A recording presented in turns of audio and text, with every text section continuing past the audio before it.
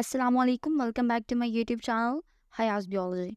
In today's lecture, we will discuss about the anatomy and physiology chapter. ठीक है, उसका lecture number 1 हमने start करना है. उसमें हम दो चीज़ें डिस्कस करेंगे आज के एनाटॉमी और फिजियोलॉजी क्या चीज़ होती है और उनकी ब्रांचेस को डिस्कस करना है हमने. Okay, so let's get started. अच्छा, वर्ड एनाटॉमी का मतलब जो होता है ना, हमने उसका इंटरनल और एक्सटर्नल स्ट्रक्चर को स्टडी आउट करना है. ठीक है, और उसका आपस में फिजिकल रिलेशनशिप क्या होता है.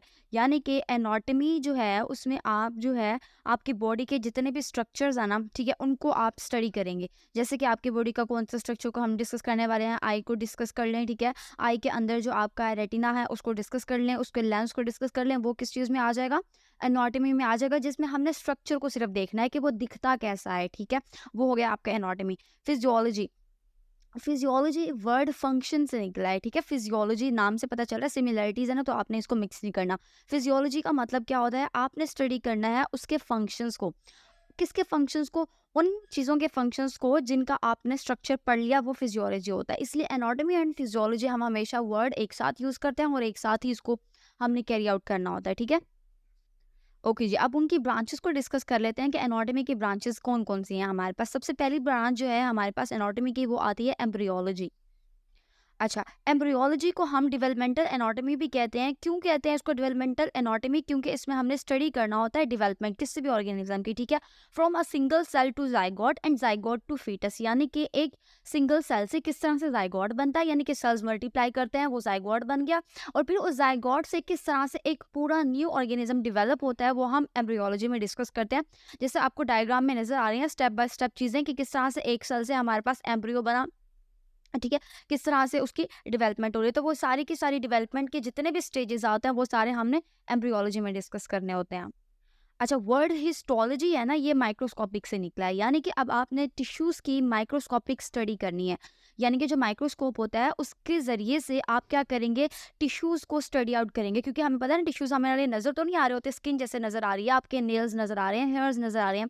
ठीक है, लेकिन आपकी बॉडी के सेल्स और टिश्यू नज़र नहीं आते. वो कब हम देख सकते हैं, माइक्रोस्कोप से देख सकते हैं कि ये सारे टिश्यूज़, इनकी अपीयरेंस कैसी है, यानी कि नज़र कैसे आ रहे होते हैं. ठीक है, जैसे एपिथेलियम टिश्यूज़ है, आपके स्किन के टिश्यूज़ हैं, कनेक्टिव टिश्यूज़ हैं, आपके कार्डिक मसल्स के टिश्यूज़ हैं. इन सब का आपस में हमने कंपैरिजन करवा के देखना होता है कि इनमें आपस में डिफरेंस क्या है.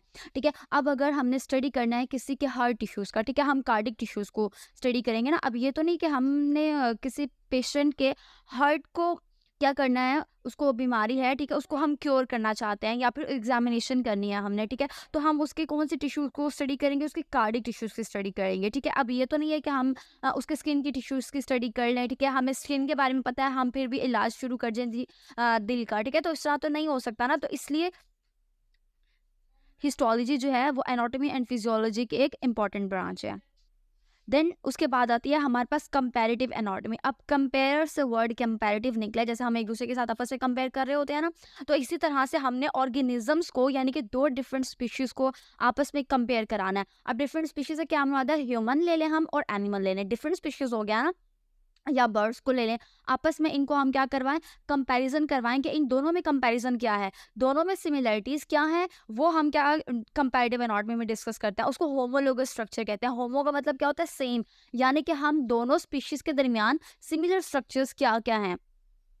देन उसके बाद हमने डिस्कस करना है cell physiology. Cell physiology anatomy की वो ब्रांच है जिसमें हमने स्टडी आउट करना होता है सेल के अंदर जो एक्टिविटीज हो रही होती हैं. ठीक है, कि सेल के अंदर किस तरह से ट्रांसपोर्टेशन हो रही है, वो किस तरह से वेस्ट मटेरियल को सेल से बाहर निकालते हैं. ठीक है, वो सारे के सारे फंक्शन जो सेल को अलाइव रखने के लिए इंपॉर्टेंट है और ज़रूरी है, वो हम सेल फिजियोलॉजी में डिस्कस करते हैं. उसके बाद आती है आपके पास ग्रॉस एनाटॉमी. अब ग्रॉस एनाटॉमी में हमने वो वाले स्ट्रक्चर डिस्कस करने होते हैं जो हम नेकेड आइज से देख सकते हैं. यानी कि आपको माइक्रोस्कोप की जरूरत नहीं है. वो स्ट्रक्चर जो हमें अपनी आंखों से बज़ाहिर नजर आ रहे हैं, जैसे अब मैं आपके आइज को देख सकती हूँ, आपके नोज को देख सकती हूँ, ठीक है, तो आपके ईयर्स को देख सकती हूँ, वो वाले सारे स्ट्रक्चर जो मुझे